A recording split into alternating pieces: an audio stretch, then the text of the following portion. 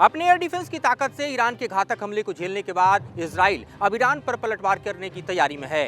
इस बाबत अमेरिका और इजराइल के बीच अहम बैठकें भी हो रही हैं। सोमवार को अमेरिका G7 की भी महत्वपूर्ण बैठक करने वाला है।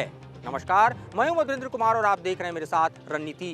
तो ईरान ने जिस तरह का ऐलान किया था, उस ऐलान को पूरा करने के लिए ईरान ने अपनी पूरी ताकत इजराइल के खिलाफ झोंक दी, जिसमें हमने देखा किस तरह से तकरीबन 300 से 400 के बीच क्रूज मिसाइल हो, चाहे बैलिस्टिक मिसाइल हो या ड्रोन हो, उनका प्रयोग करते हुए इजराइल के तमाम इलाकों को टारगेट किया गया। और आप देखिए तो इस टारगेट में तेल अवीव से लेकर जेरूसलम तक शामिल था। दूसरी तरफ आप देखिए तो इलाज से लेकर एस्केलॉन तक जो है वो ईरान के हमले के आगोश में था, जद में था। लेकिन सबसे बड़ी बात कि लगभग 99% इन हमलों को कारगर तरीके से इंटरसेप्ट करके आसमान में ही ध्वस्त करने का काम इजराइल के एयर डिफेंस सिस्टम ने किया, जिसमें खास तौर पे बड़ी भूमिका अमेरिकी एयर डिफेंस सिस्टम ने भी निभाई, जिसमें एरो जैसे एयर डिफेंस सिस्टम देखे हमने, पेट्रियोट जैसे एयर डिफेंस सिस्टम का काम जो है वो देखा गया। और खास तौर पर आप अगर इजराइल के एयर डिफेंस सिस्टम की बात करें तो आयरन डोम ने महत्वपूर्ण भूमिका जरूर निभाई। इसके अलावा यूके ने भी अपनी एयर डिफेंस सिस्टम के जरिए खास तौर पे जो इराक बॉर्डर है वहां पर ईरान के मिसाइल हमले को निस्तेनाबूद करने की कोशिश की और उसमें भी सफलता पाई।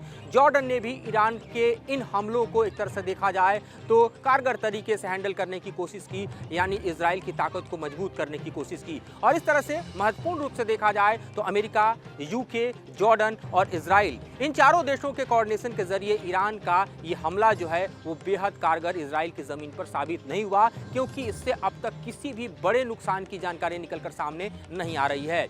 अभी तक हमारे पास जो रिपोर्ट है उसमें जो काउंट्स हैं वो दरअसल बतला रहे हैं कि तकरीबन 170 घातक ड्रोन्स का प्रयोग किया गया इस हमले में। लगभग 120 से ज्यादा बैलिस्टिक मिसाइल जो हैं वो ईरान ने छोड़े थे और तकरीबन 30 क्रूज मिसाइल का प्रयोग जो है वो किया गया था। लेकिन इतने बड़े, इतने व्यापक और इतने घातक हमले के बाद भी ईरान इजराइल का बाल बाका नहीं कर पाया। और ये सब कुछ कैसे हुआ? ये दरअसल इजराइल के मजबूत एयर डिफेंस सिस्टम के जरिए हुआ, जो लगातार इजराइल ने अप कर रखा था, क्योंकि इजराइल को पता था कि ईरान अपने वादे के मुताबिक इस बार पलटवार तो जरूर करेगा।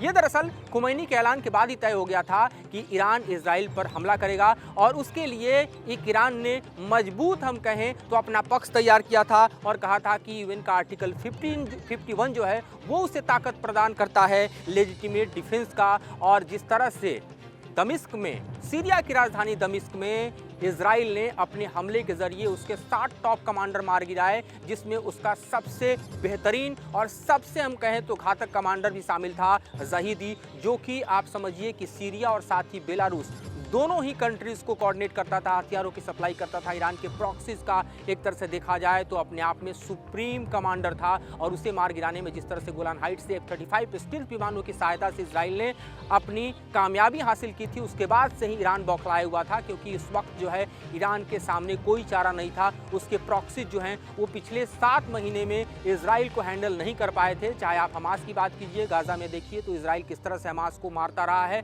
33,000 से ज़्यादा लोग जो हैं अब तक गाजा में मारे जा चुके हैं, तकरीबन 70,000 से ज़्यादा लोग घायल हैं और गाजा में हमास को एक पूरे कॉर्नर तक पहुंचाने में बड़ी सफलता इजराइल को मिली। दूसरी तरफ आप देखिए तो लेबनान की तरफ से भी बड़ी ताकत झोंकने की कोशिश हिजबुल्लाह ने की, लेकिन वो जितनी मदद हमास को पहुंचाना था उतना नहीं पहुंचा पाया। और इतना ही नहीं, बल्कि इजराइल अमेरिका के साथ कोऑर्डिनेट करके इस वॉर को आगे बढ़ाता रहा और इसके चलते ईरान को ऐसा लगा कि अब कोई ऑप्शन नहीं है। इवन हूती की भी बात करें तो हूती भी रेड सी में चाह कर भी अपने जो मैरीटाइम बाउंड्रीज में अटैक्स हैं उससे कोई बड़ा नुकसान न इजराइल का कर पाए और ना ही अमेरिका का कर पाए। एक बड़ा डेवलपमेंट ईद के ठीक बाद देखा गया कि उसी दौरान आप देखिए कि ईद का चांद निकल रहा था, उसी दौरान IRGC का जो नेवी विंग था उसने इजराइल ओन्ड एक पूरे ही वेसल को, शिप को अगवा कर लिया, जिसमें 17 भारतीय भी इस वक्त ईरान के पास जो हैं वो मौजूद हैं। और इस डेवलपमेंट से अभी दुनिया निकल ही पाती। इस बीच ईरान ने बड़े हमले को अंजाम करने की कोशिश की और इजराइल को दहलाने की कोशिश की, जिसमें उसे अब तक बड़ी कामयाबी तो नहीं मिल पाई है। लेकिन ईरान ने कहा है कि उसका ये जो ऑपरेशन है दरअसल वो अब समाप्त हो गया है। लेकिन इजराइल का कहना है कि जिस तरह से इजराइल की संप्रभुता को ईरान ने चैलेंज किया है, अब ईरान नहीं बचने वाला।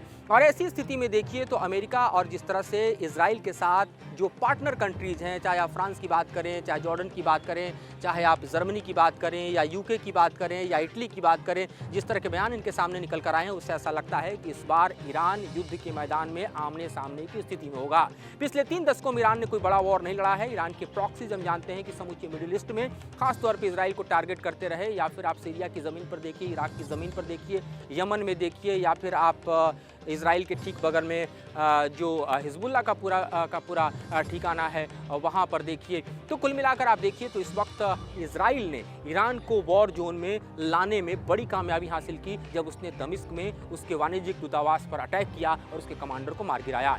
अब सवाल यह है कि वॉर कितना एस्केलेट करेगा, क्योंकि ईरान तो इस हमले के बाद अपने चैप्टर को क्लोज करना चाहता है, लेकिन इजराइल रिटेलिएट करने की बड़ी तैयारी में है। आप समझिए कि अगर आप इजराइल और ईरान के बीच के डिस्टेंस को देखिए तो लगभग 1800 किलोमीटर का है। हम जानते हैं कि ईरान के पास ऐसे बैलिस्टिक और क्रूज मिसाइल हैं जो 2000 से 2500 किलोमीटर का सफ़र तय कर सकते हैं और उसकी ताकत का प्रयोग ईरान कर चुका है। लेकिन अगर आप एयर फोर्स की बात करें तो आपको ये जानना ज़रूरी है कि जो ईरान है उसके एयरफोर्स की ताकत से कहीं ज़्यादा इजराइल की एयरफोर्स की ताकत है, क्योंकि इजराइल का एयरफोर्स जो है वो अमेरिका के साथ कोऑर्डिनेट कर अपने ताकतवर स्टील फाइटर्स के साथ जो है वो दुनिया के बेहतरीन एयरफोर्स में शुमार करता है। और ऐसी स्थिति में आप समझिए कि जो हालात इस वक्त पैदा हो रहे हैं उसमें साफ तौर पर देखिए तो ये युद्ध भड़कने वाला है, ये युद्ध व्यापक होने वाला है। मिडिल ईस्ट में इस वक्त की जो स्थिति है, तमाम एयरलाइंस जो हैं वो आप देखिए बंद होते जा रहे हैं, एयर जो स्पेस है वो शट डाउन है। क्या इराक का देखिए, सीरिया का देखिए, या फिर जॉर्डन का देखिए, आसपास के तमाम जो कंट्रीज़ हैं। एयरलाइंस की बात करें तो एहतियात हो, लुफ्ताना हो, इन सब ने अपने फ़्लाइट्स को कैंसिल कर दिया है। और साथ ही इससे पहले ही हमने देखा था कि किस तरह से जो है अन्य कंट्रीज़ ने, खासतौर पर यूरोपियन कंट्रीज़ ने तेहरान को जाने वाले अपने फ़्लाइट्स को कैंसिल करना शुरू किया था, जिसमें लुफ्ताना जो है वो प्रमुख। और ख़ासतौर पे आप देखिए तो ऑस्ट्रियन एयरलाइंस ने भी अपने फ़्लाइट्स कैंसिल कर दिए थे। तो इस वक्त का जो पूरा का पूरा माहौल दिखाई दे रहा है, समूचे मिडिल ईस्ट में एक युद्ध का माहौल है, खासतौर पर ईरान के हमले के बाद। अब सवाल है कि अमेरिका और इजराइल किस तरह से ईरान को रिटेलिएट करेंगे, और क्या ये हमला ईरान के साथ एक बड़े युद्ध का बिगुल बजा देगा? क्या ये हमला दरअसल समूचे मिडिल ईस्ट को वॉर जोन में लेकर आएगा? क्योंकि अगर आप इजराइल के नज़रिए से देखें तो इजराइल के पीछे अमेरिका खड़ा है। आयरन क्लैड जैसे वर्ड का प्रयोग जो है वो हम देखें तो अमेरिकी राष्ट्रपति ने किया। अमेरिकी राष्ट्रपति ने जिस तरह से यानी बाइडेन और नेतन्याहू के बीच जो इस हमले के ठीक बाद बातचीत हुई है वो भी काफ़ी महत्वपूर्ण है। जिस तरह से अमेरिका ने इजराइल को सपोर्ट करते हुए ईरान के खिलाफ जो है वो हल्ला बोला है, वो अपने आप में बतलाने के लिए काफ़ी है कि न सिर्फ ईरान को इस घटना का पूरा भुगतान करना होगा, बल्कि कहीं ना कहीं वॉर जोन में ईरान को लेकर आने में जो एक आंशिक कामयाबी आपको दिखाई दे रही है इजराइल के हिस्से में, ये व्यापक हो सकता है। और ये अपने आप में देखिए तो इस वक्त ईरान अमेरिका और इजराइल के ही जाल में फंसता नजर आ रहा है। और साफ तौर पर देखा जाए तो अब युद्ध और ज़्यादा भड़कने वाला है। सवाल उठने लगे हैं कि क्या इस युद्ध को भड़काकर दरअसल अमेरिका एक समूचे वर्ल्ड वॉर को क्रिएट करेगा? क्या ईरान जो है वो दरअसल अगर अमेरिका इजराइल मिलकर हमला करते हैं तो एक बड़े युद्ध का ये यहाँ से हम कहें तो आगाज हो जाएगा? ये तमाम सवाल अपनी जगह पर है। दूसरी तरफ आप देखिए तो न्यूक्लियर पावर संपन्न इन दोनों ही देशों के बीच जो है वो युद्ध अपने आप में महाप्रलयंकारी, भीषणकारी और मानवता के हित में कतई नहीं हो सकता। ये देखते हुए ही भारत ने अपील की है कि जल्द से जल्द संयम दोनों देश बरतें, बातचीत के टेबल पर आएँ, डिप्लोमेटिक रास्ता अपनाएं। लेकिन इस वक्त के हालात बेहद चिंताजनक हैं और जिस तरह से ईरान के हमले के बाद इजराइल जो है वो अपनी तैयारी में जुटा हुआ है, क्योंकि इजराइल छोड़ता नहीं है। इजराइल का जो पूरा डॉक्ट्रिन है, हम देखें वॉर डॉक्ट्रिन, वो बतलाता है कि इजराइल घर में घुसकर मारता है। तो ईरान ने जो एक तरह से हम कहें कि इजराइल के ऊपर अटैक किया है, ईरान को भी दरअसल अब इजराइल के हमले झेलने के लिए तैयार रहना चाहिए और देखना है कि हमला कितना व्यापक होता है और युद्ध को कितना आगे भड़काता है। हमारी नज़र बनी रहेगी ईरान और इजराइल के हर कदम पर और हम आपको अपडेट देते रहेंगे। इसी तरह अगले एपिसोड में और विश्लेषण आपके समक्ष लेकर आते रहेंगे। फिलहाल मुझे और मेरे सहयोगी संजय को दीजिए इजाज़त।